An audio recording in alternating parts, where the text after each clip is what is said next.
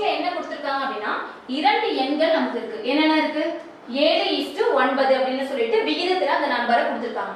So அதோட எனக்கு அந்த ரெண்டு நம்பரோட நான் இப்ப என்ன பண்ண போறேன்? 8 அப்படிங்கற ஒரு நம்பரை வந்து ஆட் பண்ண போறேன். அப்படி ஆட் பண்ணதுக்கு அப்புறம் எனக்கு அந்த நம்பரோட விகிதம் என்ன அப்படி வருது அப்படினா 9:11 அப்படினு சொல்லிட்டு மாறுது. சரியா? அப்படி இருந்துச்சு அப்படினா அதோட கூட்டுத்தொகையை கண்டுபிடிங்க. ஒரிஜினலா ஒரு நம்பர் இருந்திருக்குல, சோ அந்த நம்பரோட ஆட் பண்ண எனக்கு என்ன வரும்னு கேட்டிருக்காங்க. ஃபர்ஸ்ட் இந்த மாடலா சம் இருந்துச்சுனா என்ன பண்ணனும்னா இனிஷியலா கொடுத்திருக்காங்க இல்லையா, இந்த 7:9 அத அப்படியே எழுதிக்கோங்க. சரியா?